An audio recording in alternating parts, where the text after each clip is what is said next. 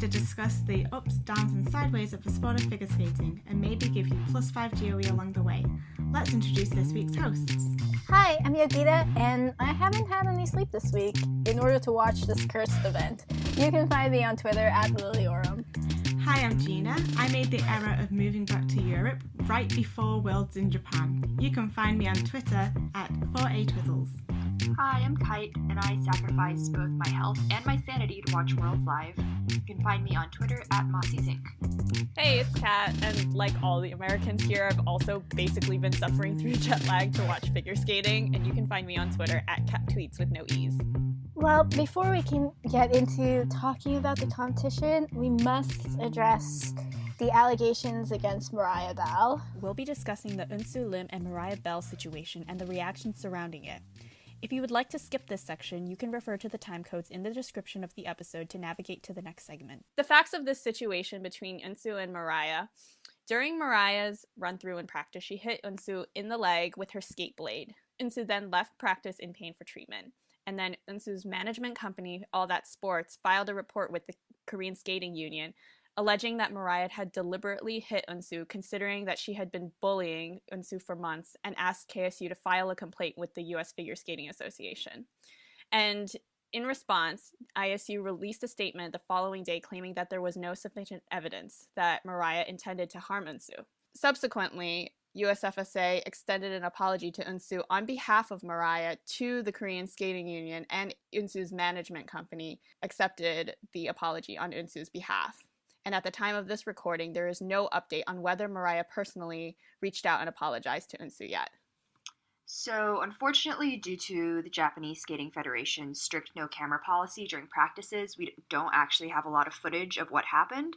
What we do know from the one video we do have, it shows Mariah going through her short program run-through, and Eunsoo is skating by the boards with her back to Mariah, and Mariah skating forward. And Eunsoo is in Mariah's peripheral, just stroking along the boards. And Mariah hits her and keeps on skating. And it's unknown whether Mariah knew at the time that she had hit Eunsoo as she was skating by.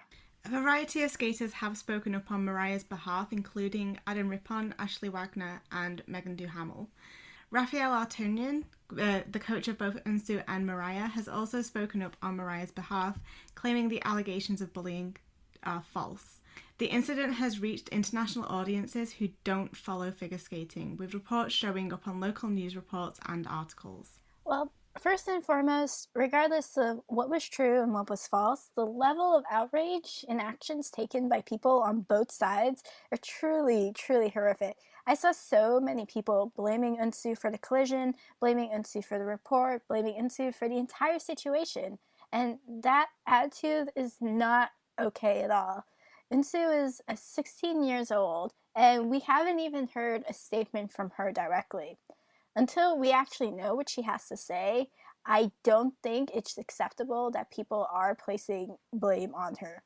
On the flip side, we also have people attacking Mariah all across social media to the extent that she was receiving death threats. Yes, these allegations are heavy, and I hope that if there is any truth to them, that they will come to light, but two wrongs do not make a right. And honestly, it makes it harder for people to come to Eunsoo's defense when we have all these other people sending threats to Mariah. Now, based on the video that we saw, as well as other versions of the run-through that Mariah had done of the program in other competitions, she typically doesn't go as close to the boards, and she is fully capable of moving out of the way for other skaters. I just find it really weird, though, that Mariah didn't seem to have any reaction at all to hitting her. Like, if you struck your foot on something, you would definitely know, and at least you'd, like, look back and check or be like, wait, what? And I'm not saying that Mariah hitting Eunsoo wasn't like an accident. It might have been an accident. I don't know. But the fact that she didn't even react to it, that just tells me that something might be going on behind the scenes, or at least the claims that there is something going on behind the scenes feel more credible now. Yeah, because you see in practice collisions in other cases that it's considered good etiquette, or at least convention, to at least check up on the skater that you collided with.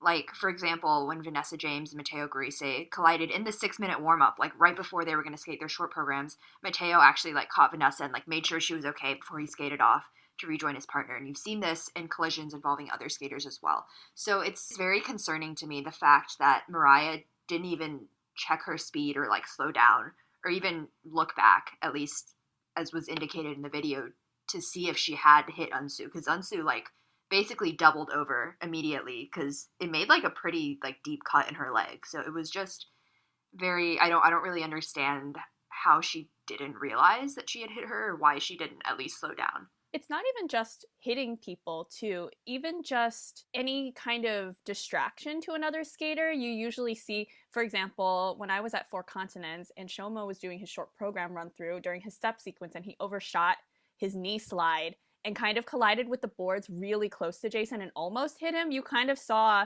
Shoma stopping, being like, sorry about that, and then move on, you know? It's not like he just ignored it or went out of the way. Like, he kind of acknowledged it. They all kind of laughed about it, made sure everything was okay, and then moved on because, you know, that's just normal etiquette. I also find it really concerning that the knee-jerk reaction to a young person filing a report of bullying or other mistreatment seems to be to turn around and call her a liar.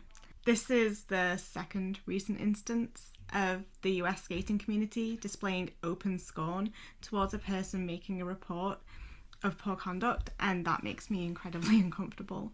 My attitude towards these kinds of reports being made is that we have to take them seriously, and there is a reason why the person making the report feels like they are being mistreated. Whether or not any unacceptable behaviour actually occurred should be assessed with sensitivity towards the 16-year-old girl who is now injured and apparently feeling unsafe. I don't know whether or not it's true that Mariah was bullying Eunsoo, but I do believe that there is something about that training environment that is making Eunsoo feel unhappy, and that needs to be properly addressed. I agree, and I was telling this to someone else, but there's something that feels so wrong about this, just because it's so hard to call someone out for being cold to you. You can call out actions, but sometimes there just might sometimes be a feeling of coldness in an environment that you can't really explain, but then if you bring it up, then people can just easily deny and be like, I didn't do anything to you.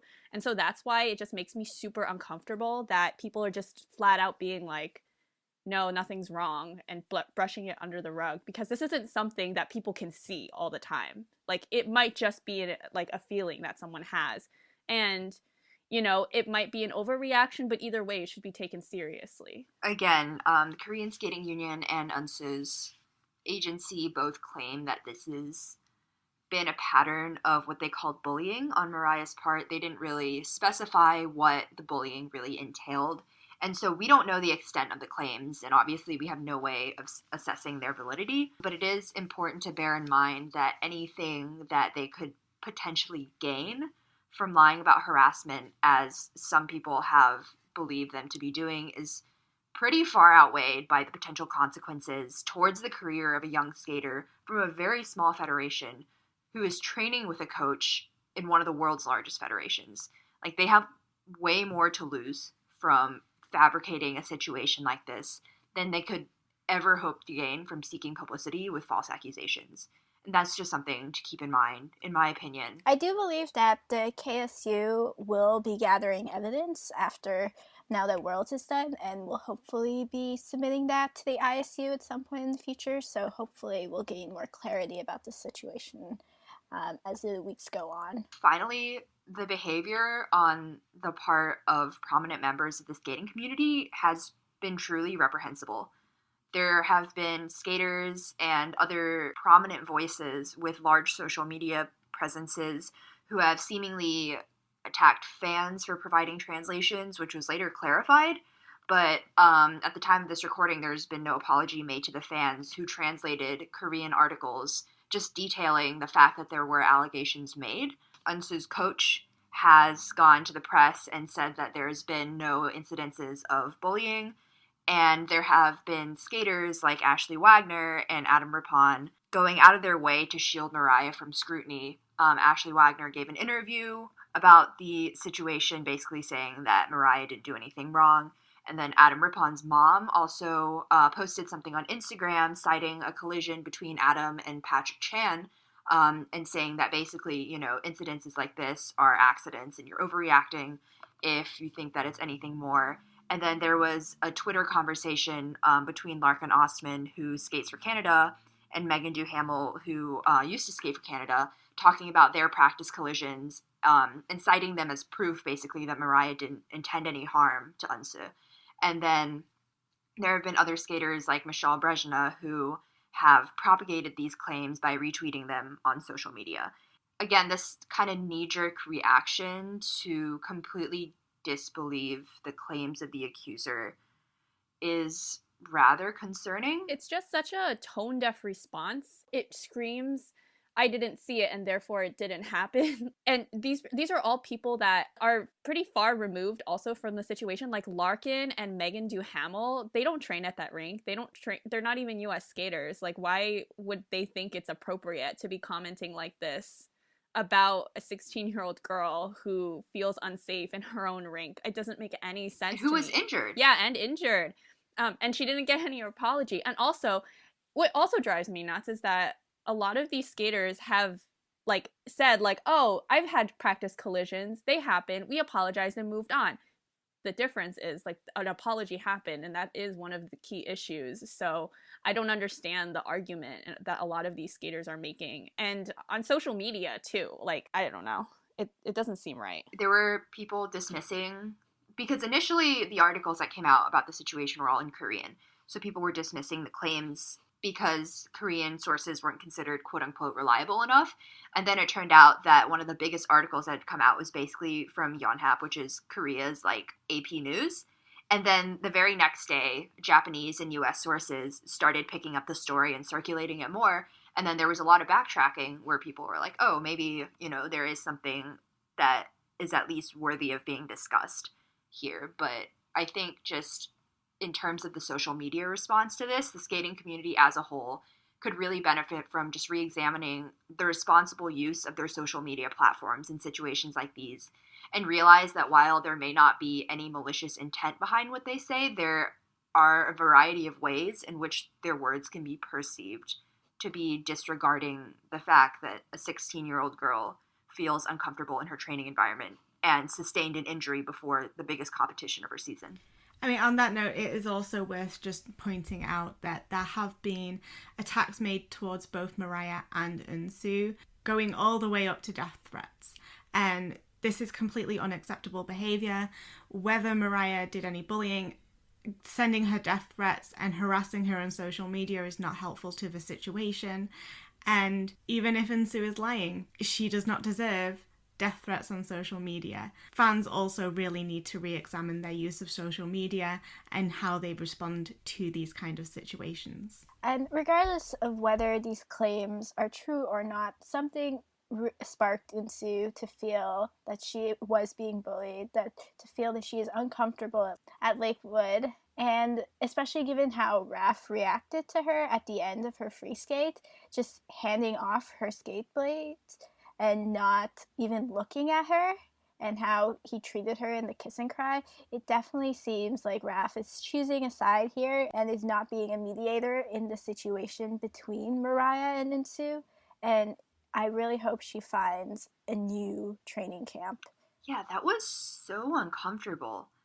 And then people were saying, oh, that's just Raph's way of, expressing disappointment. And I was like, okay, first of all, Eunsoo did not actually have that rough of a free skate. She fell once, but look at the skate that she had at Four Continents. It was way rougher on the free skate. And then when she got off the ice, Raph still gave her a hug, and you could hear him, on the camera saying, oh, it's okay. I know you did your best. And then she actually had what was comparably a much better skate at Worlds, and he just didn't even look at her when she got off the ice. Even when he was handing her blades, he was facing in the complete opposite direction. And it was just super, super uncomfortable to witness a coach behaving in such a hostile manner towards their skater on camera. I just really hope that the situation is fully investigated and all of the facts come out, because in either way, I think that Eunsoo should move to a different coach. Yeah, I hope that wherever she goes, she's able to feel comfortable in her training environment and able to speak out if something like this arises. How are they going to clear up the ice? They've got a dozen girls to do it. Okay, let's jump straight into talking about the competition that happened this weekend. The 2019 World Figure Skating Championships, taking place in Saitama, Japan. The final major competition of the season. So, for the ladies, our medalists were Alina Zagitova in gold, Elizabeth Tursunbaeva in silver, and Evgenia Medvedeva in bronze. Oh man, the ladies event just like, I feel like shaved off 10 years of my life again, as it usually does. Yeah, it was like 4 a.m. I was like, am I really watching this right now? The thing is that really made me so sad about the ladies event is that, especially in the last couple groups, there were some really good skates. Like, overall skating wise, this was one of the better events for the ladies. There weren't that many complete disasters. It was really solid, yeah. It was a well-skated event, but because the scoring was so wild, I have such a negative impression of what happened. It's like the complete opposite of what happened last year, which was a complete meltdown in a lot of the top ladies in the free skate, and then a podium that I was fairly happy with, you know? But here I was like fairly happy with most of the skates, but the podium I didn't think was right. So I really hate that the scoring is marring our view of such a what should have been a really good event. Right. I would go back and watch like some of these skates because I thought that they were like some of the best skates of the season, but because the judging was so terrible, yeah, I have such a negative impression of what happened. Yeah, I mean, Alina has had an awful season, and she really needed the skates that she produced here, and so I'm really happy for her. But the scoring is just so... Wow. The GOEs that she gets on her jumps, I and then the PCS, I do not understand. It's because she has all those amazing transitions going into them, and that's all the judges see. They're like, oh, the transitions are so complicated, it deserves +5. Judge 5 gave her a +5 on her opening double axel, even though it was way off axis, and 3 judges gave her +4s. And I would pay her choreographers to stop giving her moves that are doomed to never be fully completed or held for even a second. I'll foot half the bill, honestly. Really? It must be such a huge waste of energy to get your leg up to your ear for a Y spiral, but never fully extend your leg and then drop it. And the thing is with her is that it doesn't feel like she knows why she's doing it. She's just told to do it, and she does it, and then, like... It feels very just trained and not natural. For her Carmen program, it feels like she's just going through the motions and she isn't embodying like what a Carmen program should be. Like, compare her Carmen program to Mikhail Kolyada's, and like the quality and like the performance are so different. I think she looked quite nervous. I mean, she's looked really nervous at basically all of her events over the past season, but especially when she skates to this free skate, her face looks oddly blank. It's almost like she's trying to just kind of remember like what moves go where, and it's almost like it's like putting a puzzle together. Because she's got so much to remember. Yeah. I would honestly cut out like half of the transitions in her program so she can like hold the position and like go through the full movement of something, because she'd still get like top scores in transitions even if she did that.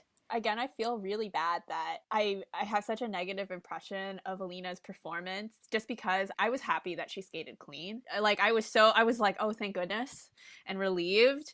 But because of, like, the scores, it just makes me so bitter. Speaking of another Russian skater who's been struggling all season and has not been producing the results she wants, but then skated clean and got a redemptive skate, Evgenia... I'm like really, really happy for Evgenia. I think she probably needed this more than Alina because she needed to prove her qualification to Worlds on the Russian team, since she was kind of controversially selected over Elizaveta Tuxamisheva, and she was able to prove herself with a clean skate, but the score she got was, again, so far beyond what she should have gotten that, again, I just have such a negative impression of what happened. I think when it comes to both of them, again, I'm just really, really glad that they were able to have good skates here because neither of them have had the best season. And especially when you look at who's coming up in Russia into seniors next season, like the girls with the quads, this is really something they needed, was to prove that they could still contend with the current senior field. And I think both of them definitely prove that here. But Russia's field is so insane at this point that it's really like, even though they did so well here, I think it's going to really be a free-for-all in terms of lady spots next year. Because, like, Alina, like, we say she's had a rough season, and she has, because, like, you know, the Olympic season, I don't think she missed once until Worlds. But she hasn't placed lower than second internationally anywhere this season. And the only time she was off the podium was at her own nationals. So that's the competition that they have domestically coming up. So in that sense, I'm really just relieved, even more than glad, that they were able to deliver here, knowing the pressure that was on them.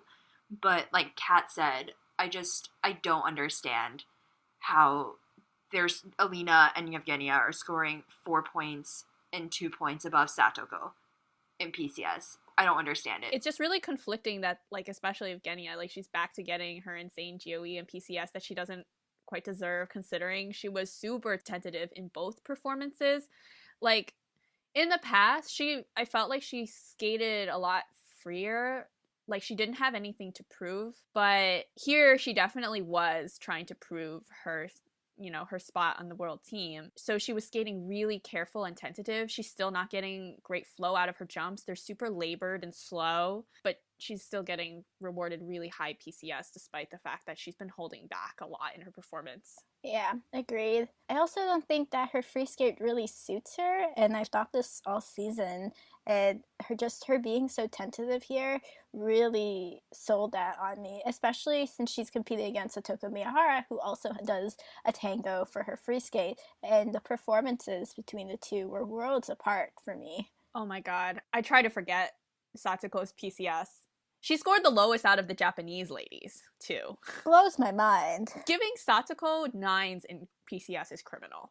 Anything below that is just flat out incomprehensible. She should just be winning PCS in every single competition. Especially in performance and interpretation. Like, nobody sells a character, sells a program like Satoko Miyahara. Her performance and interpretation is miles ahead of every other lady in the field. She just commits to her programs like no other skater. Her every single movement, we talk about how Alina is over choreographed and like over transitioned, etc. But every single movement that Satoko does there's a meaning to it, and she holds every position, and she just is so beautiful to watch. I could watch Satoko Miyahara just skate all day. I could just watch her, like, stroke, honestly. Like, do stroking exercises. But, like, I feel like in the past, even though Yevgenia was quite overscored, it almost didn't make that much of a difference because there weren't that many people back when she first became a senior who could really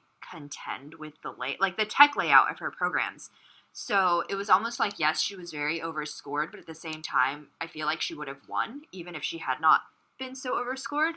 But like at this event, Yevgenia kicked Rika off the podium by 0.31 of a point.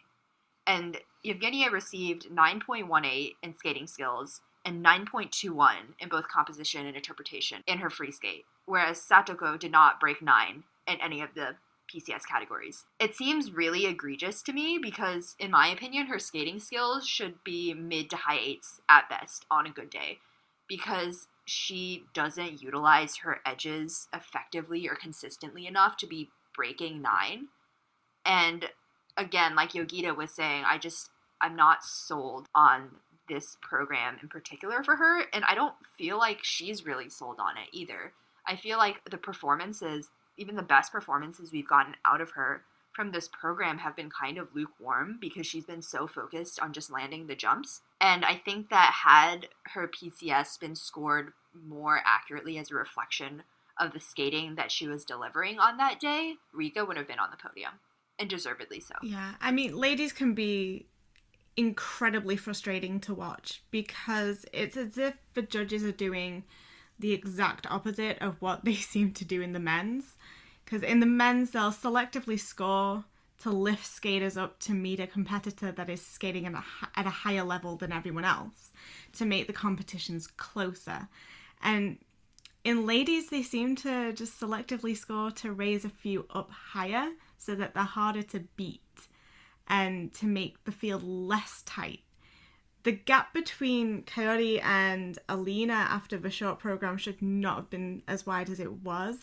Coyote's program components being stuck in the high 8s when her speed and flow across the ice is incredible, and her program is so well constructed and well performed, just makes no sense to me. You know, she might have less in transitions, but the transitions she does perform at a higher degree of quality than Alina's, in my opinion. And the same goes for Satoko. She might have less transitions going in, but all of them are performed at such a high level of quality that it should make up for the lack of not being overstuffed. Because what Alina lacks, and in a way what Adrenia used to lack, maybe not so anymore, is the quality, because there's no room to do that kind of quality. And this is, I think, where having the PCS corridor kind of drives me insane, just because, like you said, someone that has a ton of transitions and are stuffing their programs with transitions should technically be reason for their composition score going down. But because we just have this PCS corridor, we just kind of blanket everyone's PCS in roughly the same range with just a couple of adjustments here or there. That's not going to happen. So yes, maybe Kaori and Satoko should get higher in transitions. Their composition score should be way up. Yeah, I just want to revisit something about Kaori. She got 8.89 in skating skills for her short, but a 9.25 in the free. And Kaori didn't magically become a better skater in 2 days to have an almost 0.5 increase in her skating skills. This just is clearly evidence that the judges have no clue how to actually judge program components. I think part of the problem is that they have so much to look at in a split second, and they are pulled in so many different directions. And there was a solution to this that was proposed when they were looking at introducing new rules, and it was shot down. And I think that was a big, big mistake. The IJS is too much for judges to do all at once. They should have gone for splitting the panel so that there was one jury for the GOE, one jury for the technical, and one jury for the PCS, because the judges at the moment trying to apply a grade of execution and trying to judge the program components just can't do that, not well. And that's why we have the PCS corridor, and that's why we have judges just kind of throwing GOE out there. Yeah, and going off of that, you can really see this, especially in the ladies' free skate, because there was not a single edge call given in the ladies' free skate. Despite the fact that some of the ladies have well-known issues with their edge jumps that manifested in the ladies' free skate. So you can see Evgenia's fluts.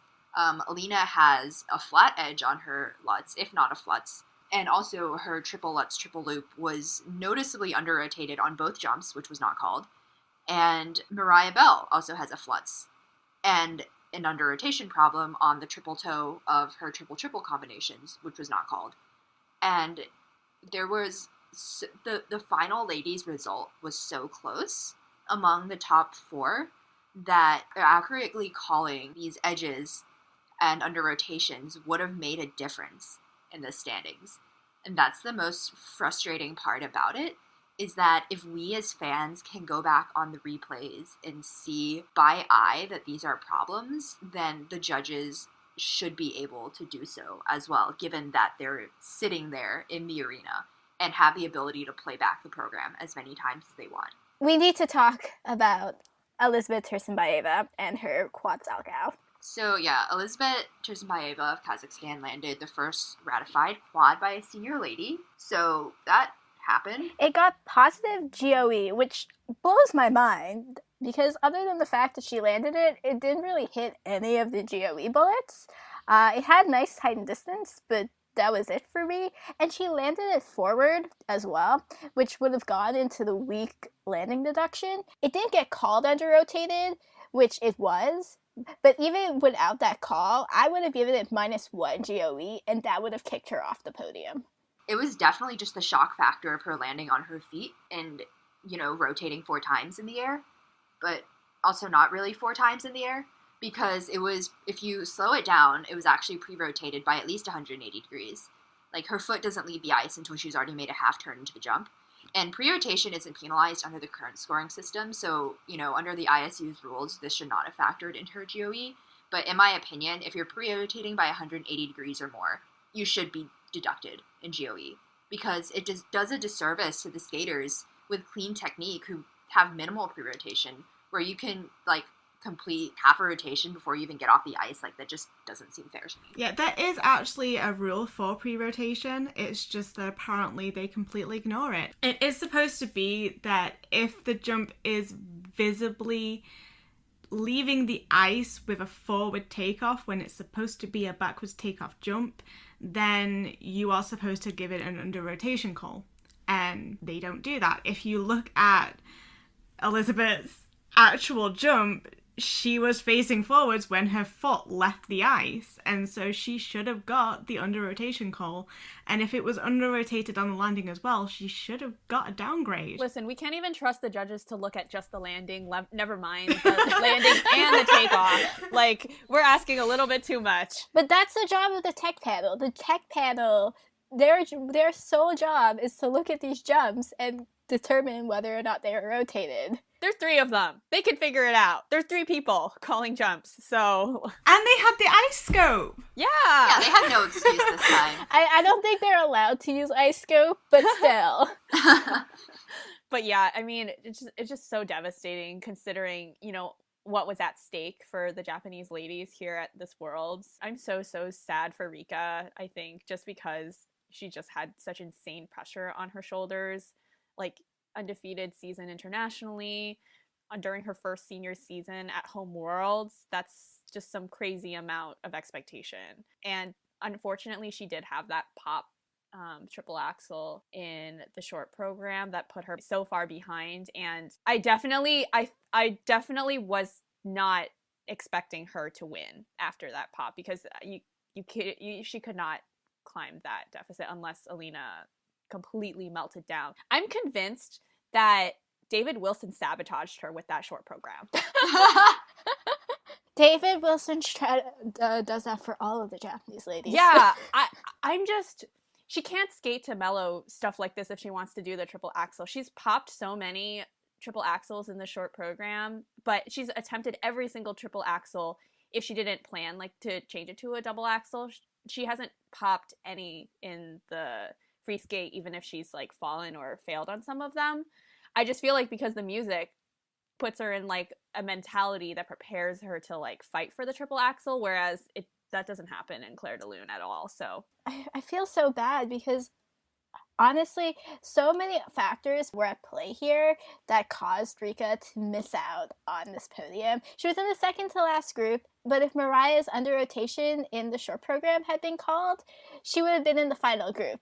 And that would have probably helped her components as well. Oh, definitely. Yeah. She was off the podium by 0.31. The only correct thing that the judges did in the ladies' competition was that Kaori won the skating skills score in the free skate. That was the single thing the judges did correctly. It's just really sad that, again, such a well-skated event ended up being such a nightmare to remember and recall because judges. Let's move on to the only valid event at this competition. We need to talk about something happy. Let's talk about the pairs events. In gold, Sui Wenjing and Han Song of China. In silver, Yevgenia Tarasova and Vladimir Morozov of Russia. And in bronze, Natalia Zabiako and Alexander Embert, also of Russia. I'm just going to say, everyone can thank me for this victory, because apparently the price I had to pay for Sui and Han winning and becoming 2-time world champions was my internet conking out literally as they were getting announced on the ice. And Guys, I felt like I was having an aneurysm because so much was happening. Like, the chat was going really, really fast. My Twitter feed was going really, really fast. And I was like, should I try to figure out how, like, what's going on with my internet? Should I, like, go back and watch the performance or, like, see what's going on? Like, I was just so overwhelmed at that moment. And then people started messaging me like, oh my God, they won. And I had to be like, I haven't seen it. But yeah, oh my goodness. Like, I'm just so relieved because there was so much doubt about Swainhan going into this event because last week Chinese media reported that Wenjing was injured during practice for the show they did in North Korea right after Four Continents. She injured her lower back practicing a twist, I believe, and they were off the ice for 10 days. And given how untrained they were at Four Continents and how devastating even missing one day of on-ice training is, I was really, really concerned because this is a pretty big setback. And their coaches were giving interviews like, we just told them, do your best, don't worry about the results. And that made me really, really nervous. So I'm glad that they were able to skate 2 clean programs here. They were truly the saving grace of this entire event. Yeah, I will say though, I was not very happy with how star order seemed to influence a lot of the scoring in not just the Paris event, just in general. Because Sui and Han's world ranking is quite low due to the fact that they've missed so much competition the past few seasons. And as a result, they were forced to skate last in group 3 out of 5. And they skated a perfectly clean short program, not maxed levels. Guys, fix your death spirals, please. Thanks. But their components were in the low 9s, ranging from 825 to 925, which drives me insane. Because when they're clean, I think that they should just win every single component mark, even if I could make a case for Tarasov and Morozov being ahead or tied on skating skills. And I was so sure that they'd broken 80 when they skated. But because they skated last in the free, oh, thank God, they skated last in the free, they had components that range from 9.25 to 10s. But they ended up second in all PCS categories in the short program, which if it's skating skills, like Tarasov and Morozov have amazing skating skills, but like performance and interpretation, like in composition, I don't agree with that at all. I think that Tarasov and Morozov lack the organic chemistry between each other and the music, and basically what I'm saying is that Sui and Han should earn baseline 9.5 in every component. They're clean. Yeah. You're right, and you should say it. But yeah, I love that we got to see the iScope stats for pairs too. I was not expecting that. Actually, I was just not expecting to get iScope at all for Worlds. All hail Japan. Right? At all of their competitions. Like, they're the reason why we have the tech box with, like, the actual elements in them, because they did it at Grand Prix Final last year, and it just kept for the rest of the season. Thank goodness. I love it. I love it. It was just, yeah, really interesting to see some of the stats on the throws. Yeah, I literally ran down to my dad to be like, oh my God, he just threw her like 18 meters. I know. Yeah. Like, I was really, really surprised at like the distance that Sui and Han got on their throw triple flip, which validates my opinion that they have the best throw triple flip in the world. Like, it was 6.16 meters. Like, most of them are like 4 to 5 meters. And that throw plus Tarasov and Morozov's throw triple loop, which was incredible, had the greatest distance. And I was surprised actually about the flip, because throws with the toe pick usually just go up and not across. So I would have expected their throw style to get more distance, but it didn't. So that was really cool to see. Let's speak about the other Chinese pairs Yes. team. Peng and Jin short is probably my favorite short program from the pairs of the entire season. And the fact that they were a fully rotated triple Sal away from getting bronze, it just causes me anxiety. Listen, Sals are cursed for the Chinese pair girls. They're cursed for everybody, as we will talk about. Sals are snakes. We don't like them. They don't go here. Yeah, I know. Although I sacrificed something to the Sal gods for Wenjing landing that Sal in the free, because I was like, yeah, you sacrifice Yuzuru's Sal. We really gotta She be used more them all- specific next time. she used up all the good Sal energy in the universe, because that triple Sal really was like everyone pulling all of their energy for her to land that, because you could see as soon as she landed it, her face just lit up, and like she was like, yes. And yeah, that was just such a good moment. But yeah, Peng and Jin, I was so sad about them, because they were another one of those teams that was held down, I think, by the skate order, because they were also in the second to last group not the last group. And they were 5th in components in the short program, which is like, what? That is just complete ridiculousness. Like, back to the PCS corridor, I hate it so much. Peng and Jin's short deserve to like get like performance and interpretation scores in the 9s. Like, they completely sell that program. Like, that program, it was made for them. As I said, it's my favorite of the Paris short programs this season. I'm sorry, Suan Han, but no, it's such a good program. And like, it's one of those programs I can go back and rewatch over and over and over because it's so memorable and remarkable. And even if some of their other components should be in the 8s, I think that their skating skills are correctly placed, etc. Their performance and interpretation should be in the 9s. Yeah, especially at this competition. There was something about, like, I've seen this program a lot now. Like, I've seen it 3 times live, and I thought that World still was the best performance of that. Like, that was definitely, like, they skated with so much freedom and speed and energy. There was just something really special about that performance. And I was so heartbroken when I saw their expression after their free skate, because they looked so pleased with themselves for skating pretty clean. And when they saw their score in the free skate, I think they kind of knew that the door was open for someone else to push them off the podium, and they probably realized that the Sal was under rotated and cost them the bronze. They're the bronze medalists in my heart. Truly. I was like, really? Now the tech panel starts calling under rotations? Like, right? Like, I mean, like, we're all for fair judging. No, definitely call them, but call them consistently. Yeah, call it, but be consistent, y'all. Peng and Jin, it's okay.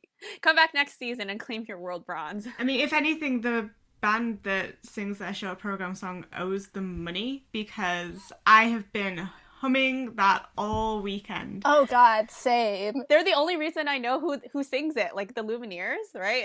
Yeah, I've had that song on replay on my Spotify. Like, they're getting so many replays for me. Yeah, same. You owe them royalties, Lumineers. Obviously, we got to talk about Trosma Morozov in 2nd place. I was really happy for them. Like, they had a really good competition after a season of inconsistencies where they really should have been winning a lot more than they did.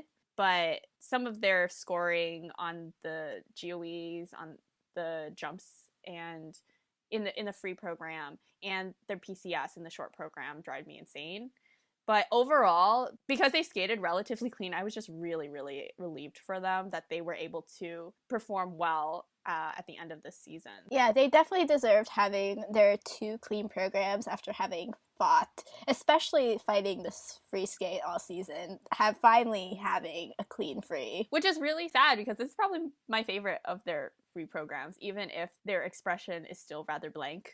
They are super duper technical, and they have some of the best elements in the world. Well, we do have to talk about James and Cypre. That was a hard one. Yeah. Really hard. They performed so well all season, and you knew that the pressure was on for them to deliver again at Worlds. So I feel like there's no way that wasn't weighing on their minds, at least a little bit, in addition to what happened during the warm-up. Yeah, so Vanessa, James, and Matteo Garisek collided during the 6-minute warm-up before the short program, and I think she actually fell. Or he, like, kind of caught her as she was falling, and yeah, it definitely rattled both of them. I mean, as, you know, it would, and then in the short program, Morgan ended up doubling on their triple sals, and then Vanessa fell and threw a triple flip, so 2 huge mistakes, unfortunately, that you really can't afford to have in the short program where there aren't that many elements, and it just buried them, and it was really unfortunate. It was really an unfortunate end to the stellar season for them, especially since they came in with such high hopes. However, I also thought that they were overscored in the free. Agreed. Oh, yeah, I did too. They were a lot more tentative in this program than I've ever seen them perform, and I love this program to pieces. But I didn't see or feel the usual energy I get from their performances, and that's what really sells them as a team. They don't have the strongest skating skills, but their performance and interpretation is usually some of the best. Yeah, and their packaging. I think that they should be given credit for being really innovative with their music choices and artistic choices, even though their skating skills and elements may not be at the level of the other top teams at the moment. Like, they're solidly, I think, 3rd in terms of the top pairs right now, but they haven't really faced much stiff competition because Sui and Han have been out with injury and Tarasova and Morozov haven't been competing to their fullest potential, and both teams were on their A game at Worlds. So they really could not afford so many mistakes, and that is what cost them being on the podium. Yeah, and the judges really wanted them to be on the podium, as you could see from their free skate, because you could tell that they realized that the podium was probably still in reach. So they were really trying to concentrate on their tech elements, and as a result, just didn't perform the program to the same degree that we saw like at Skate Canada or at Grand Prix Final. But that massive score was really telling, I think, of the reputation they've gained over the past season as a top pairs team. And like on the bright side, even though, you know, they came here to win and unfortunately they didn't get on the podium, at least they're not going to retire. Yeah. Like their intention is to compete until they win Worlds. So I really hope that they can kind of take this as a learning experience and take the off season to really drill whatever short program they end up with next season, because that's where they've been faltering. Just get Charlie White to choreograph both of their programs next season. That's the secret to success. Yeah, and I also just want them to like work on their skating skills some more. Yeah, agreed. Their consistency has definitely pushed them up in the judges' minds in terms of PCS, because they were still third in PCS right after Sui and Han in the short program, even though they had 2 major mistakes. So the judges clearly are willing to push for them if they perform really well. And, you know, had one of the top teams faltered in the free, they easily could have kind of snuck their way back onto the podium. Yeah, they were third in the free. Yeah, so hopefully next season, again, they work on their refinement, I think. You can clearly tell that they're not as fast. Their elements are not as well polished. Throws don't have as much speed going out. Twist isn't as high. There are things for them to work on, and I hope that we do see that and they can really compete with the top teams. Agreed. Like the growth that we've seen from them in the past few years has been incredible. So I know that they can do it. And I think that they will use this placement here as motivation to do it. And they also now have this season of growth behind their back, because I think this season was a lot of trying to adjust to being one of the top teams in the world, because in the past, like, they'd never even made Grand Prix Final, and then they won Grand Prix Final this season. You know, they didn't even make the Euros podium last year, and now they've won Euros. We don't talk about the Euros podium last year, yes. Kat. Well, hey, great segue, because speaking of teams that snuck their way onto the podium and barely kicked someone off, yeah, Zabiako and Ember, they were the ones that kicked off James and Cypre at Euros last year. By 0.01 points. Anyway, I think their short program is fun, but I don't remember their free skate for my life. They have a weird packaging in the short program. Like, it's very Renaissance fair. I like it. I stand by that. I think there needs to be more programs where you're just like, what the hell am I watching? It's like, yeah, this is kind of uncomfortable, but I kind of like it. It's like watching the junior pairs. Yo, the junior pairs were so much more fun. Senior pairs, take some lessons from junior pairs on how to construct your programs. I just remember the weird, vague, fake sword fighting choreo in the short program. Yeah, you're like, are they fighting each other? Are they fighting together? I'm not really sure. And I quite like that. I think it's really good fun, but I have no idea what their free skate is. I remember the tune of it because it's like a very wailing lady singing. I remember the tune of it, and I'm not going to sing it because I'm not going to subject you to that. Oh, come on, do it. But I do really like the other Russian pairs team. Honestly, compared to Zabiako and Enbert, who, in my opinion, are really similar to Tarasova and Morozov, as in they have gorgeous elements and they have beautiful lines, but like they have zero chemistry and connection to the music. I am not sure why their PCS are so high, because I really, really preferred Boykova and Kozlovsky, and this is only their first senior season. They're fresh off juniors. They have such gorgeous elements. Their spins are so in sync. She has gorgeous balletic lines, and her free leg extension and flow out of the throw triple sal. Oh my god. I think that they express way better than the other teams. Yeah, I think because they're so new to the senior stage and they're so young, I think they still have a ways to go in terms of really connecting with each other and convincing us of that. But I feel like just separately, both of them have such like youthful, spunky energy that they're just really fun to watch. They're like a breath of fresh air after, you know, watching Rock 2 for like the 12th time in a row. Okay, moving on to ice dance. The medalists were, we have world champions, 4-time world champions, Gabriela Papadakis and Guillaume Cizeron. In silver, we have Victoria Sinitsina and Nikita Katsalapov. And in bronze, we have Madison Hubble and Zachary Donahue. Well, ice dance happened. That's the summary of this event. I'm glad that I slept through most of the rhythm dance and I woke up right before Stepanova and Buchan. They blessed the event. Was the tech panel just asleep? Yes. What was going on?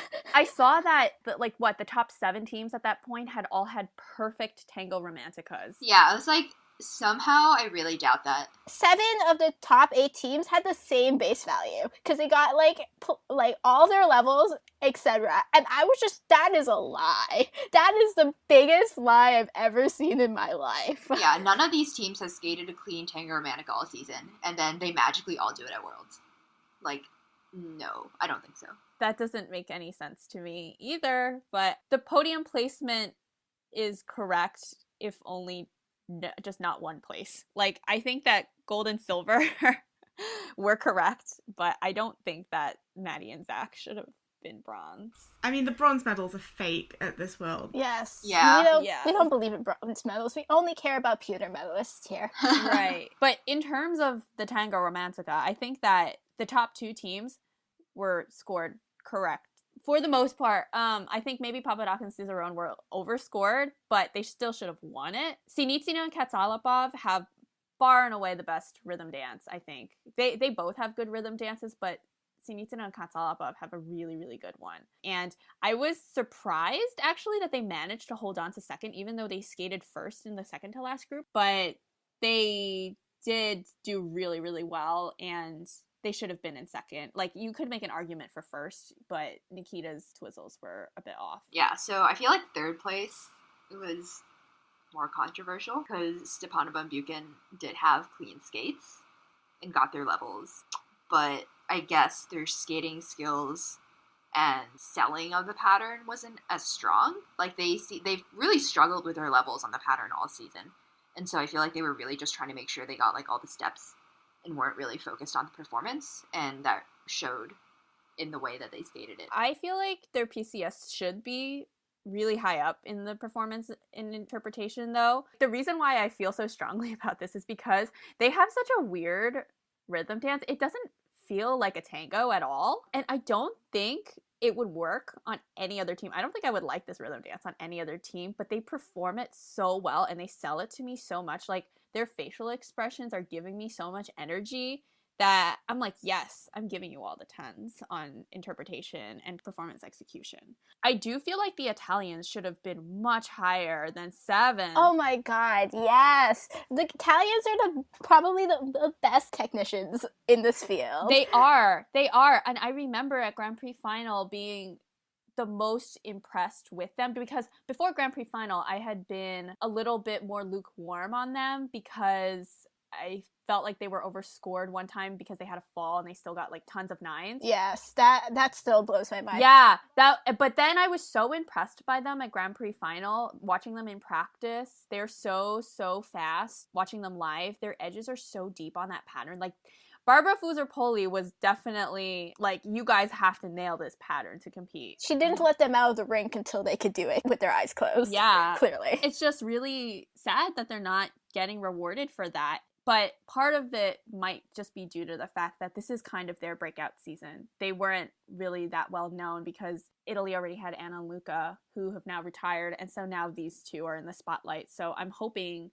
that next season they can really push forward more and get better programs. I would have had them 4th after Stepanova and Buchan in the rhythm dance. Weaver and Poje, who were 5th, definitely should have been knocked down to around 8th place, just above Hawaii and Baker. Their twizzles, as usual, were extremely shaky. Their pattern was also not as well executed as the others. They had flat rockers, and Caitlin's step to the right back outside edge in the second section was flat again, similar to how she messed up at Four Continents when she also was not called. At the very least, they shouldn't have been in the final free skate group. And I find it really amusing because I was watching on British Eurosport and the commentators were wondering at the rhythm dance, oh, I wonder if their scores are going to be knocked down because they spent the first half of the season touring and the ISU won't like that. And it's like, well, they shouldn't be punished for touring. They should be punished for not actually skating the way that they're supposed to be skating. Yeah, agreed. 100%. And Weaver and Poche do have pretty good skating skills, so that's, I don't know, due to lack of practice or something. But yeah, either way, I don't think that they should have been in the final group. And as far as the top teams go, Hawaii and Baker definitely have the weakest Tango Romantica. They've been weak on it all season long. They got 2 level 3s, and I probably would have given them a level 1 on the first part because their rockers looked flat to me. And then John Luke also had the unclear edges on the second key point, which they called. I don't know, I'm frustrated because I think that now that Canada also has Fournier, Beaudry, and Sorensen, I think that like these two teams are kind of at the same place competitively. Like they're kind of fighting for who can come out on top. And I definitely think that the Canadians are much stronger skaters right now than Hawaii and Baker. And they should have been ahead. Talking about Papadakis and Cicerone, full confession, I did not watch the rhythm dance live because I decided that I actually needed to sleep at some point during the week, and it might as well be during ice dance because it was going to make me mad anyway. So I'm like, I woke up and I just looked at the scores and I was like, what? There were 8 scores over 80. Yeah, I was like, can I even be mad that their scores are so high anymore, just given how ridiculous it is? Like, there were judges who gave them 90 in the rhythm dance when you broke it down, like, by judge. Yep. I think 91's full score, right? Something like that. And it's, like, obviously coming in, unless they, like, you know, some disaster happened, there was no chance that they weren't going to win this thing. But I think giving them such a ridiculously high score in the rhythm dance really sends a message that no team is anywhere close to even being able to contend with them. So don't even try. And I'm like, I really question whether spacing out the field like that is a good idea. It's the complete opposite of what happens in the men's. Yeah. Yeah. The thing is with ice dance is that I think that Papadakis and Cicerone are solidly the best ice dance team in the world. Agreed. Like, they shouldn't be, 6 points clear of, like, 2 through 7. They should be maybe, like, 3 points clear? 4 points clear? I would give them that. But... Yeah, like, I don't understand the point in overinflating them to this degree the first year of a new scoring system, of a new Olympic cycle. But they would win anyway. Like, they don't need this inflation to win. They would win, like, on their own merit if, all the scores were judged fairly. It's frustrating, but I'm also not... I just feel more resigned to it than I am, like, angry and upset because I'm like, well, I guess this is what's going to happen. At least they have the technique and interpretation to match. Do we want to talk about Hubble and Donahue? Can we not? Let's talk about it. It was a mess. Oh man. We have to. We do have to talk a little bit about it because I'm really upset about Hubble and Donahue placing over Stepanova and Buchan in the free skate. I was so sure that if the final group had gone clean, they would have just gone with the standings from the short program as the final podium result. I was just so sad when I saw, like, Stepanova and Buchan killed it in the free dance. Like, they had the best free dance of that final group. And yeah, their skating skills should be on the lower side, but their performance and interpretation should have been so high. And they skated totally clean with all level 4s. And I was like so excited. I was like, oh my God, they're going to do it. But then I saw that their technical score was going down and I was like, no. And then I was thinking, oh man, they're definitely going to give the PCS edge to Maddie and Zach, which is no. Hubble and Donahue's free dance, oh my God, that was such a travesty. I didn't think their free dance could get worse, and it did. It has gotten so much worse. Like, oh my goodness.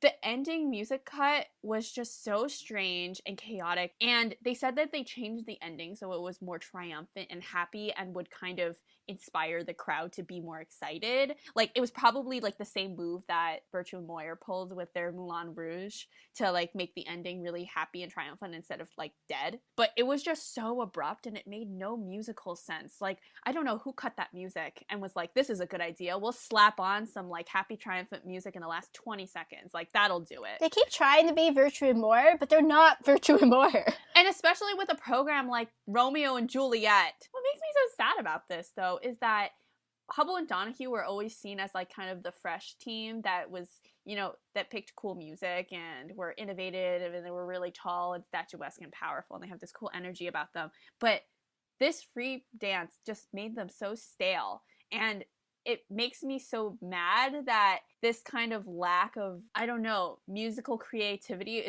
was being rewarded all season, because this was more or less their breakout season, because they are now, you know, among the top dancers in the world, and this free dance just was not it.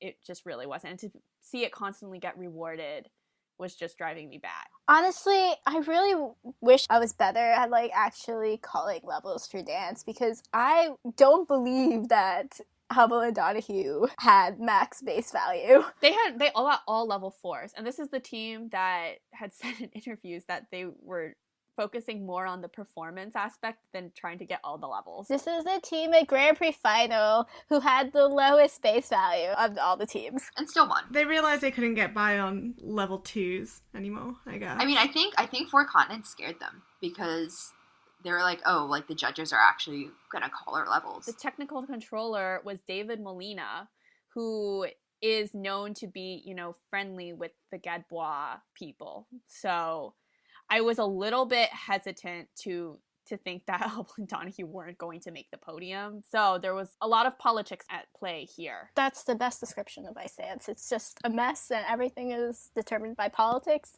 and not by actual skating.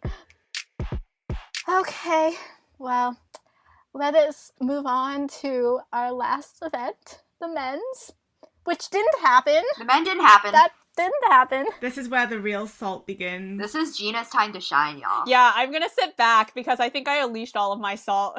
Grab some snacks and just sit back and enjoy. Well, for the men's, we have in gold, Nathan Chen. In silver, Yuzuru Hanyu. And in bronze, Vincent Zhou. This is why US nationals inflation was a bad thing and did actually matter. I knew as soon as I saw the protocols from US nationals that the international scores would follow the same trend. And here we have Nathan getting high 9s across his PCS for programs and performances that just do not have high 9s in PCS. I'm not saying he's bad or average. He's good, and he's very good in certain components. I think especially in his short program, I think he can hit excellent in some of the criteria for the interpretation and performance. But by the ISU definition, he should be getting high 8s, not high 9s. Just for clarification, when I'm using words like good and very good and excellent, I'm talking about the way these words are used in the ISU handbook to evaluate components. They're so specific. No room for confusion at all. Nope. No room for subjectivity or anything like that. No, not at all. So good is supposed to be 7s, very good is 8s, and excellent is in the 9s. When you have a skater like Yuzuru Hanyu on the field, and the judges are going to be as reluctant as they are to award 10s when he's skating at his very best, then in my opinion, the whole field needs to take a knock for their component scores to reflect the standard that has been set.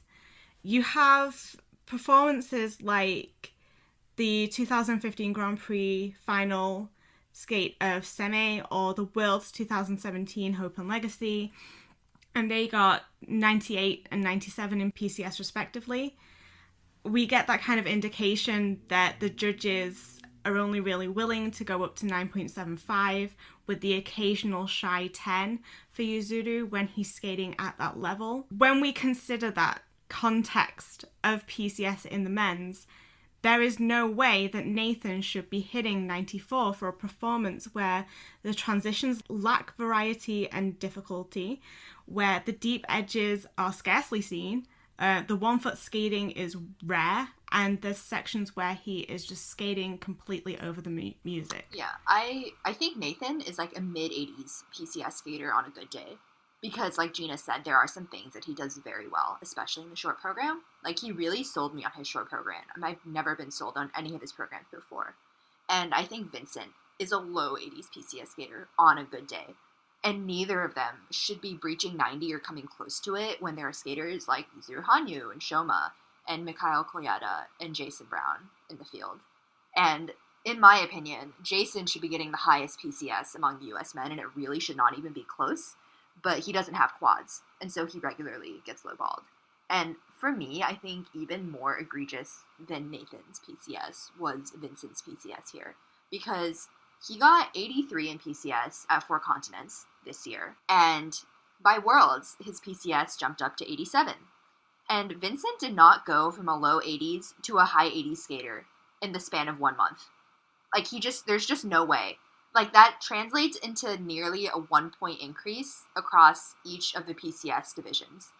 And like Kat said, from seeing him live at Four Continents, his ice coverage is minimal. He's quite slow in person. There's not a lot of one-foot skating or transitions in his programs. Like, I would personally give him high 7s to low 8s in skating skills and transitions. Agreed. 83 was already pretty far out when I saw that. Yeah, I would give him like 80, like maybe like high 70s overall. I did not watch the men until I woke up right before Yuzu skated. So I didn't even see any of the scores. I missed Shoma too. And I saw Vincent and Shoma were only 2 points apart. And I was like, what? Like, what happened here? I think Vincent's programs this season are probably the best that he's had. And they're really good vehicles for him, I think, to develop artistically and to develop his expression, especially the free skate.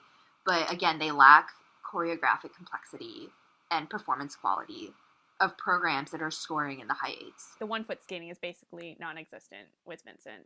There was a time when getting 8s in PCS was like oh my god, I really like killed it today achievement. Like, remember that Daisuke Takahashi has never gotten above 90 in PCS? Guys, like...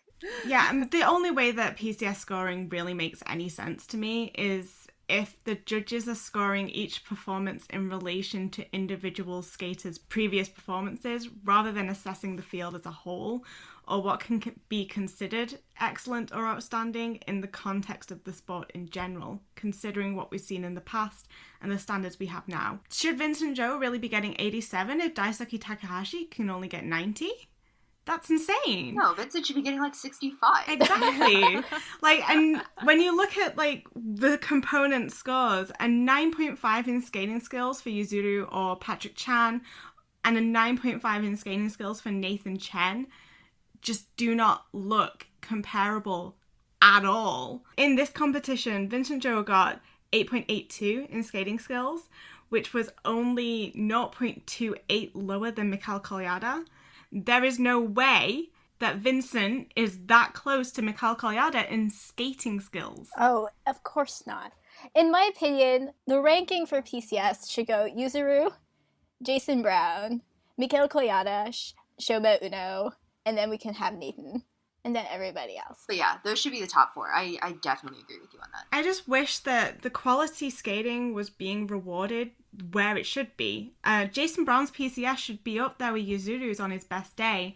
And even when he's struggling with his technical elements, his fundamental skills and transitions are at a level where he should be consistently at the top of the US men in components. Nathan still has areas to develop, which is fine and to be expected, and he bridges that gap in the technical.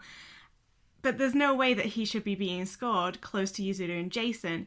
And Vincent is so way far down below even Nathan for me that him getting the high 8s is just ridiculous.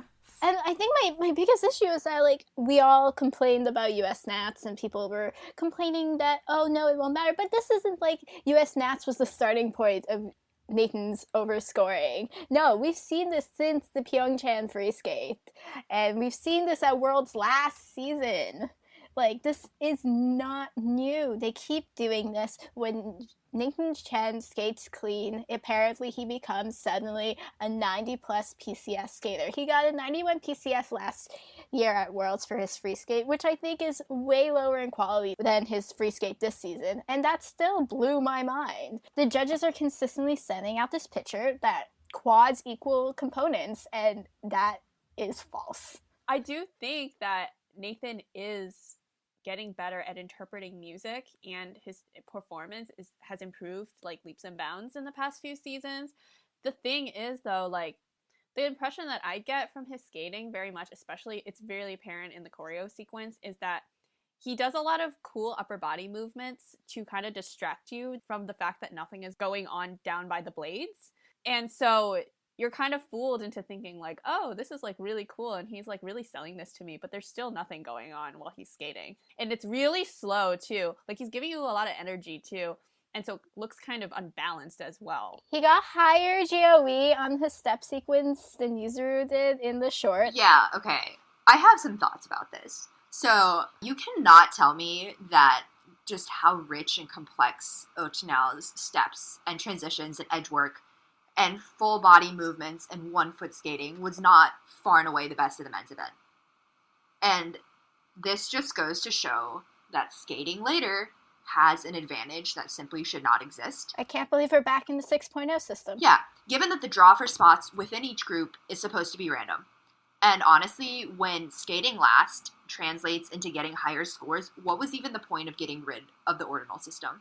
Because one of the big issues with 6.0, the system before IJS was instated, was that the judges had to rank the skaters in the overall field before all of them had skated. So it was pretty common to lowball the earlier skaters in case the later skaters skated better, and then you wouldn't have anywhere to put them if you had put the earlier skaters at a higher score. And so the last skater always had an advantage due to everyone else having already gone. That's the exact same thing that's happening under IJS. So I'm like, what was the point of getting rid of that? Because the point of giving, concrete numbers to score the programs is that it's supposed to be an objective measure of what you did, not relative to anybody else, but what you did on the ice. And yet you see when Nathan is skating after Yuzuru, his scores are inflated. And just comparing them side by side, there is no comparison, especially in the step sequences, in terms of the commitment to the music, and in terms of selling the performance, and in terms of really believing in the character that you're portraying. There is just no way that Nathan should be coming anywhere close to the step sequence scores that Yuzuru is getting. And it blows my mind, the fact that the judges thought that was an appropriate decision to make. Also, the grade of execution that he gets on his jumps as well brings me a lot of confusion. Like, he has great tech, we all know this, but he has a lot of issues with his landing positions. I don't think he should rarely ever get more than +3 GOE, since a good landing position is required to get over that cap. But, like, let's look at his quad flip in his free skate, which had a terrible landing. He ended up getting positive GOE for that. When I personally would have given him -1 GOE because of that landing. Yeah, I mean, Nathan's problem is that his knees are so stiff. And, he's really great going into that jump. He's really good in the air. But he lands and everything comes to a dead stop because his knees just lock up and he's landing that on a straight leg. And there is no flow, no speed, no nothing coming out of that jump. It's a shame, and that will also reflect in his skating skills. So he can't get the deep edges because he doesn't bend his knees. Again, it's like so sad, like, because he did so well. Like, he definitely deserved to win. This was a very well-deserved win for him. No one is arguing that Nathan did not deserve to win here. The margin by which he won. Even just his win being tainted by just how egregious the scores was is so sad. Because it's like, you genuinely want to be happy. He skated 2 clean programs. Yeah. He definitely deserved to win. And once again, the judges did this at Worlds last year. Like, I am the first person to say that Nathan deserved to win Worlds last year. But the margin by which he won was ridiculous. I feel really bad because he has improved. And I really wish that I could focus more on the positives and be like, well, I actually really love his short program. I've not enjoyed any of Nathan's programs until this short program. I think he sells it wonderfully. The choreography really works for him. The music really works for him. He seems to listen to that music a lot more than he usually does. I really want to praise him for that. And the free skate really doesn't work for me. But there's still areas where I can see that he's improved. And I would really like to focus on that and how good he's been this season and how consistent he's been all season and how he's really worked on his triple axels. But instead, my focus has completely shifted into how rubbish the judging was. Yeah. I've seen some people who do seem to think that Yuzuru should have taken the gold with this free skate, and I don't really agree with that. Realistically, neither the short nor the free were Yuzuru's best. His short program is beautiful, and he only had one mistake, but the mistake was really costly, and you could see the nerves and him getting into his head in his performance. And I think the same really goes for the free skate. It was almost clean and he did a really great job, but it was not a Hope and Legacy level performance. Right. He had shaky landings for sure. Definitely was holding back a little bit, I think, just out of caution. Doesn't matter. I was still sobbing through the entire thing. Oh, yeah. I did not expect him to actually go clean. Mostly clean. Mostly clean. 4 months from injury with a program that he doesn't have the muscle memory for. Like, I was not expecting that at all, but I think his scores were fairly well reflective of his performances.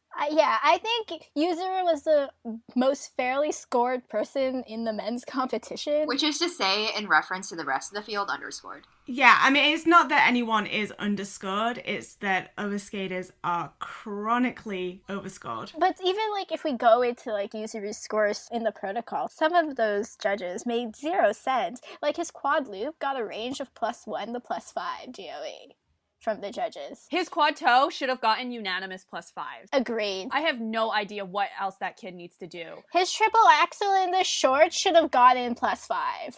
Okay, that's like the funniest thing to me, because somebody pointed out that when the ISU released, like, you know, the +5, -5, they had, like, basically, like, ideal elements that would get +5, and Eunsoo's triple axel was used as an example of a jump that would get +5, and then he's actually doing it in front of the judges' faces, and they're not giving him +5. Like, there's literally nothing else that he can do. Like, that's the perfect jump. He needs to add another rotation. That's the only way. Kite, please. Even if we, like, look at those ice scope stats, like, the height and distance on that, like, his entry and his exit, the timing it is to the music, like, it hits every single bullet. I don't know what more he needs to do. Grade of execution has been all over the place for a while, and the changes that they've made have not helped anything at all. This season, one of the things that I can constantly see on the protocols is that the judges have no idea how to apply grade of execution. The language for the GOE features got more vague, and the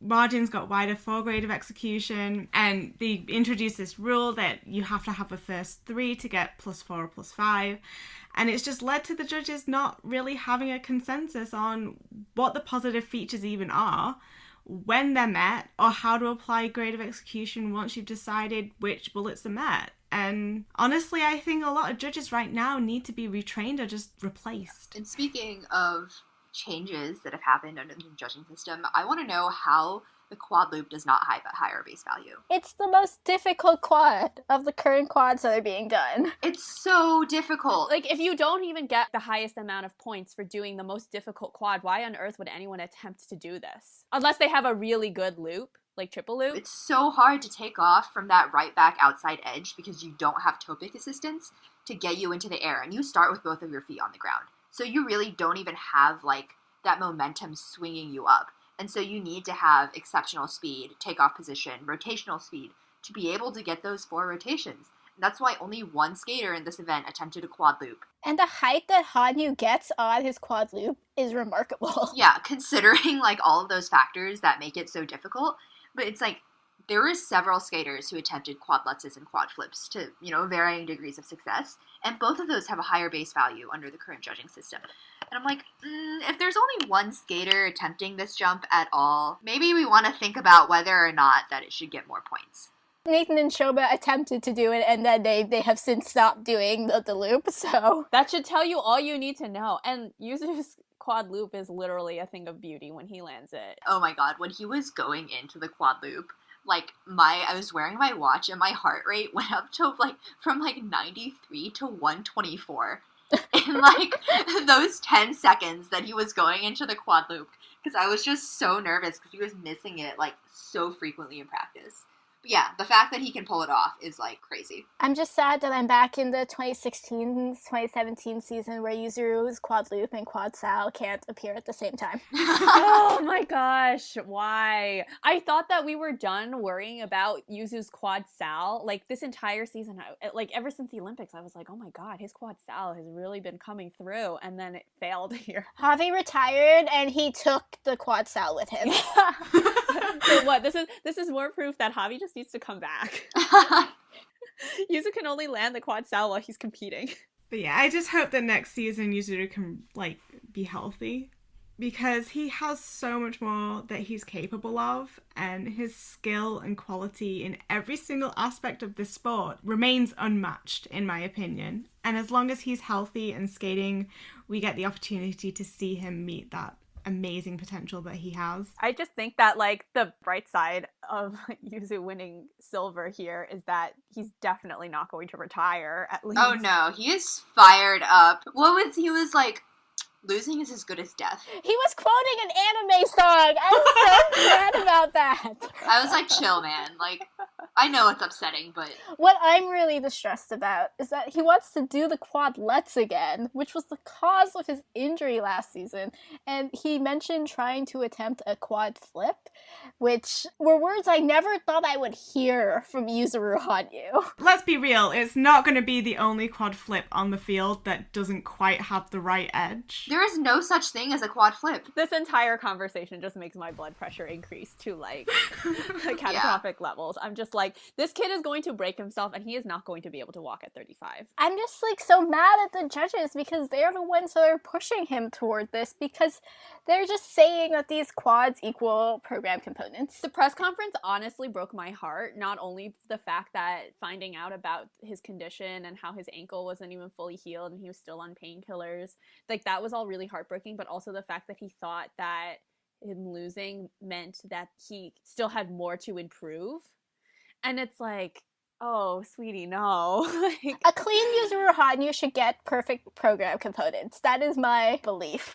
Well, and his grade of execution as well. His quality on his elements is far beyond anyone else. And it really does worry me, because the kind of injuries that he's had with ligaments just don't heal the same way that other parts of the body do. And especially constantly stressing them out. Yeah, I don't know how he's going to do it. And it does remind me of the conference where they were bringing in these rules with limiting the quads and stuff. And there was someone at that conference who did say to the ISU, I think this is dangerous. You're going to push these skaters into trying to get more different types of quads so that they can be competitive, and you're going to push them to breaking point. And the ISU was like, whatever.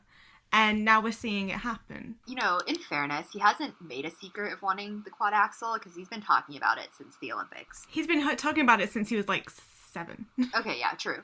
But he's been seriously training towards it in the past year or so. I just don't understand the point of that reporter asking him the question about the quad axle right after he was basically like, oh, my ankle's like completely messed up beyond repair. But also, like, when are you gonna land the quad axle? Like, oh my god, please. He promised her he'd do it in her lifetime. Beyond that, does anyone, like, especially the judges, do they recognize how absurd it sounds that the most well-rounded man in the field currently, if not of all time, feels that he needs a quad axle to be a gold medal contender? Like, he thinks he needs to land a jump that has never been landed before in order to win, when the sheer quality of his pure skating and his elements is so far above everybody else. It just breaks my heart, and it's so just sad and terrifying to watch him push his body to these extremes because the judges aren't willing to reward what he already does so well. All of this is so depressing. Oh my gosh. And to keep it depressing, our next section is going to be a fun one. Oh boy. So, one skater who did not make it onto the podium at this event was Shoma Uno, and this is the first time that he has finished off the podium in 23 events. And there has been some controversy, not unwarranted, that had Vincent's under rotations and PCS been called correctly, Shoma would have been on the podium. So I did some kind of just back of the envelope calculations based on the jumps that Vincent actually did versus the jumps that he was rewarded for at Worlds. And so in the short program, he wasn't called on his quad lutz triple toe, which was noticeably under. And then in the free skate, he was not called on his quad lutz triple toe or on his quad sal, which was, to me, right on the quarter, and so should have been called, if not at least reviewed. And so if you add up the deductions that this would have led to, then his overall score would have been at least 4 points behind Shoma, even before you factor in how ridiculous his PCS was. And it was so heartbreaking to see Shoma's interviews after the free skate, where he was saying basically that, he missed the podium because he didn't have the ability to compete with the top men. And I was like, oh no, honey, like, Shoma, you're still ranked number 2 in the world. Yeah, he feels like it's, due to his own, like, failings and not due to the judges just not being able to call jumps under-rotated. And it's heartbreaking, and he should have been on that podium. I mean, maybe Vincent really does have issues with his ankles that makes his blade hit the ice early. But if his blade is hitting the ice, he's landing the jump. And if he's still got a quarter rotation left to go, the jump is under-rotated, and it needs to be called. But, Shoma put up a really good fight. And I think the best moment for me was his short program. That come hither motion at the beginning of his step sequence in his short program. I will hither wherever he wants me to. After a season of looking like he was just going through the motions and didn't know what this program was and what he was supposed to do with the choreography, he finally, reached in and found his inner Daisuke Takahashi and got the right energy for that short program. And it was really great to see. I really enjoyed it. But this was not a great competition for him. I think the ankle sprains, the change of boots, there's apparently issues with his hip and possibly his knees, and he had the pressure of a home crowd. I think that all played a part. And I don't disagree with his scores, but I do disagree with his placement. I do think that this would give Shoma a good opportunity to reset. He has had a lot of success over the past few seasons, but I think he's reached the max point of it. He needs new choreography. He needs new performances and interpretations, and I hope that he takes this as a chance to not think that, oh, I'm not good anymore, but like, where can I improve and what can I change to be better? I mean, I did see something about Tatsuki Mashida thinking about maybe doing some choreography for some younger skaters, and I'm like, please, pretty please help Shoma. Oh my god. I pray that Shoma gets some choreo from someone not Mihoko. Just because he needs something fresh. It's not like, he just needs a reset. And the good thing for Shoma is that he does have such good, like, whole body movement and skating skills. And he's so attuned to different types of music and has such an expressive way of skating. Even if his facial expression doesn't move, his body says everything that he needs to say. And I think there's a lot of Japanese choreographers and a lot of choreographers in general that could really help him get a hold of that innate ability and run with it. So I would like to see maybe something good come out of his confidence taking such a beating, because it is really heartbreaking to see. And if he does kind of branch out from this, that would be a good result. Maybe this will be, the fire that's really lit under his butt to, like, go out of his comfort zone in a sense and seek other ways of improving his skating aside from going to the jump clinics in the summer. And if he comes back stronger from this, which I think he will, then, maybe it was for the best. Yeah, I mean, he's got such an amazing mentality that, I believe he'll come back stronger, so... I just want to give a shout out to Mikhail and Boyan because they actually did mostly clean free skates. I was so excited to finally have a mostly clean carbon, guys. It was glorious. I was so happy for him, and it was definitely something he needed. Unfortunately, he didn't place high enough, so the Russian men only have 2+ spots now. For next season, but... Do they really need more than 2? I was just gonna say, like, spots next year, like, really shifted around. Like, if you think the Russian ladies are going to be horrible, the Russian men is going to be so chill. Yeah. Right? Yeah, I was just so happy for Boyang because his beginning of the season was rough, and I know that that's not unusual or unheard of him to have a really rough first half and then bounce back in the second half, but he just sounded so down, like, mentally in the beginning of the season that I felt like he really needed to do well here in order to, keep his confidence up. And I think it really did. He opened up and said he was feeling really depressed at the beginning of the season, but then he feels like reinvigorated and motivated to keep training. And I'm so happy. I do have one other thing to say about Mikhail. What the hell are you doing a triple flip? You don't have a triple flip. The shade. I mean, similar to that, but with Boyang, I'm kind of like, I don't really think, especially his free program, really works for him. But I do really respect that he is trying to improve his skating without just relying on that which comes so naturally to him, which is being just adorable and charming and cutesy. His Spider-Man program was so well received because he was just smiling the whole way through it and having a lot of fun, and he could come out and skate to Peppa Pig and it would be so great. I know. He's just, you see him on social media, he's just so adorable and so charming, but I do really appreciate that he is trying to do something more serious as well, so that he's not stuck in just one type of program. Finally, Jason Brown. And again, I will reiterate, in terms of skating quality, by far the best in the US, one of the best in the world, and he should never be lower than third in PCS at any event. And unfortunately, he did struggle a bit in the free skate here with trying to land that quad sal, and it seemed like it kind of rattled his confidence a little bit for the rest of the program. And he has made some progress, at least in terms of, getting it rotated and not just popping on the takeoff.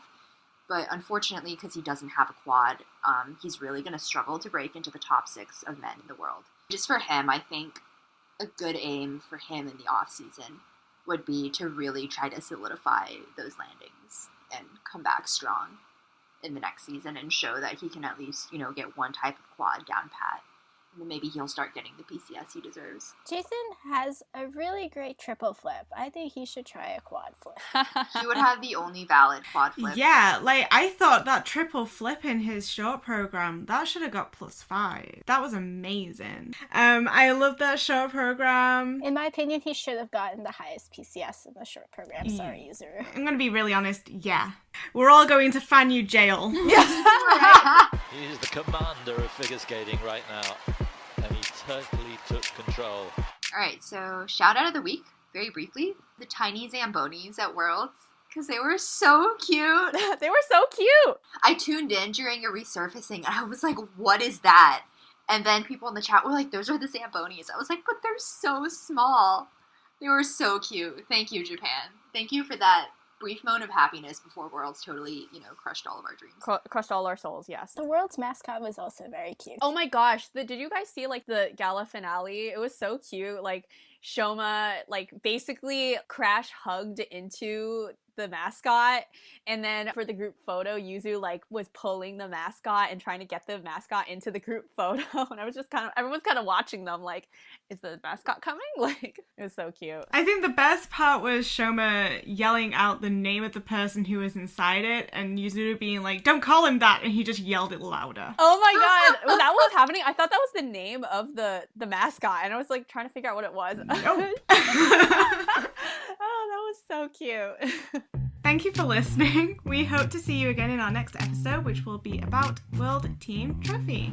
If you want to get in touch with us, then please feel free to contact us via our website, inthelowpodcast.com, or on Twitter or Tumblr. You can find our episodes on YouTube, iTunes, Google Play, Stitcher, and Spotify. If you enjoy the show and want to help support the team, then please consider making a donation to us on our Ko-fi page. And we'd like to give a huge thank you to all the listeners who have contributed thus far. You can find the links to all of our social media pages and our Ko-fi on the website. If you're listening on iTunes, please consider leaving a rating and a review if you enjoyed the show. Thanks for listening. This has been Gina, Yogeeta, Kite, And Kat. See you soon. bye! Bye!